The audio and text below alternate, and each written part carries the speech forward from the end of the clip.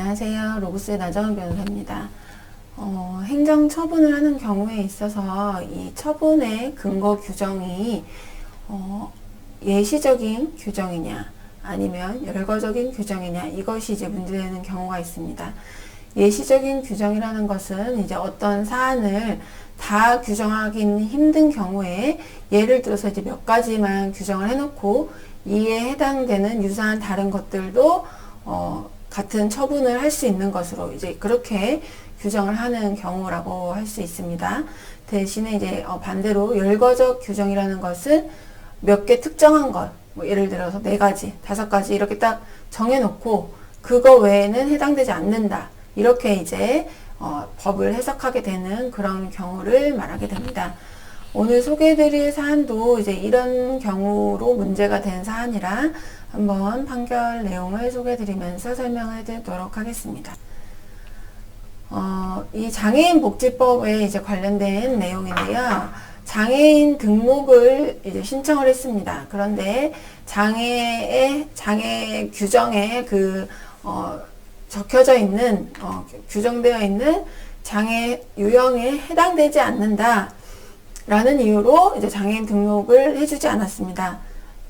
그래서, 이제 이 처분을 받은 이제 원고가 소송을 하게 된 거예요. 그래서 대법원까지 가서 이 규정을 어떻게 해석해야 되느냐, 열거적인 규정으로 보아야 되느냐, 아니면 예시적인 규정으로 보아야 하느냐, 이제 이 부분이 문제가 된 사안입니다.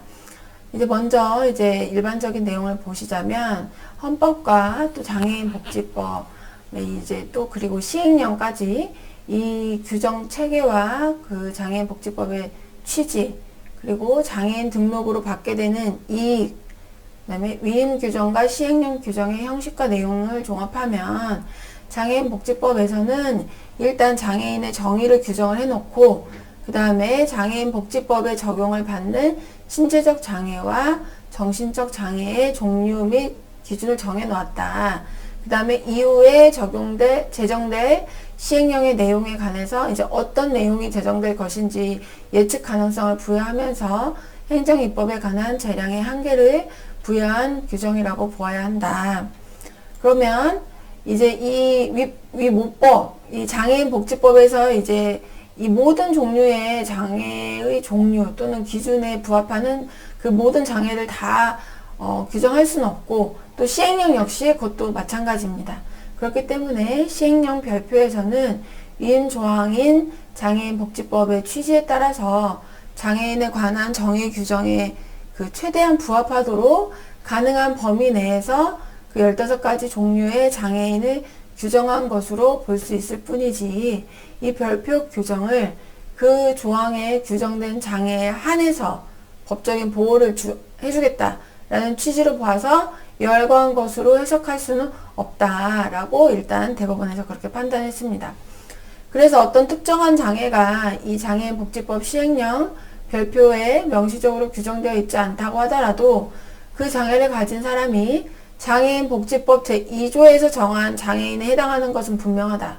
그리고 위 시행령 조항이 그 해당 장애를 장애인 복지법 적용 대상에서 배제하려는 전제에 있다고 보긴 어렵고 단순한 행정 입법이 미비된 것 뿐이다 라고 이렇게 보아야 되는 경우라면 행정청이 그 장애가 시행령에 규정되어 있지 않다는 이유만으로 장애인 등록 신청을 거부할 수 없다라고 판단을 했습니다.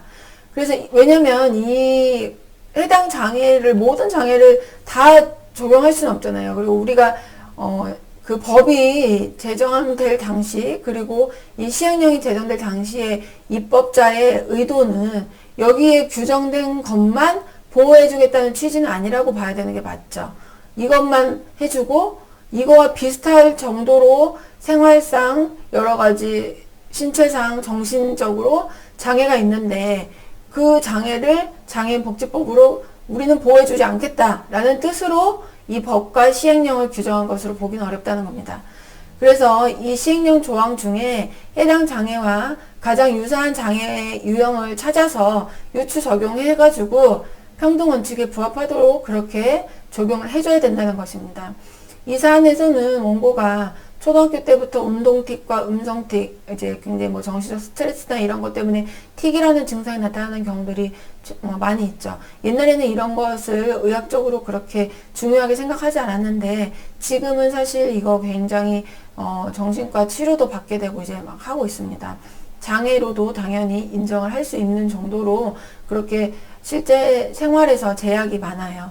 그런데 이런 진단을 받고 10년 넘게 치료를 받았는데도 증상이 나아지지 않았고, 그렇다면 일상생활과 사회생활에 상당히 제약이 많은 상황인데, 장애인 등록 신청을 했는데 이 장애가 장애인복지법 시행령에 규정되지 않았다는 이유로 이 행정청에서 등록 신청을 거부를 한 사안입니다.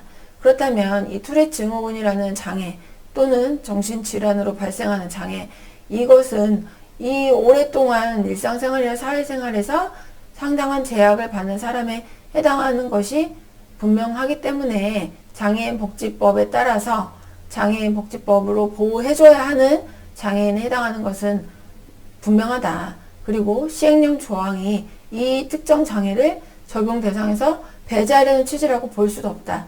그렇기 때문에 결론적으로 이 거부 처분은 위법하고, 이 사람이 가진 장애를 유사한 종류의 다른 유형에 관한 규정을 적용을 해서 장애 등급을 판정을 해주고 장애 등급을 부여해줘야 된다라고 이제 대법원에서 판단을 했던 사안입니다.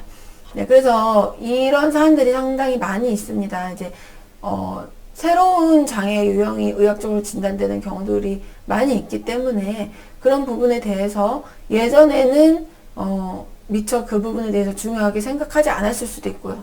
그리고 예전부터 있었던 장애라고 하더라도 시행령 별표에 이걸 다 적을 수는 없거든요. 사실 세상에 장애 유형이 얼마나 많겠습니까? 그렇기 때문에 시행령 규정은, 장애인복지법의 시행령 규정은 열거적인 것이 아니라 예시적으로 보는 것이 타당하다라고 판단을 한 사안입니다. 네, 오늘 판결 도움이 되시기를 바라겠습니다. 감사합니다.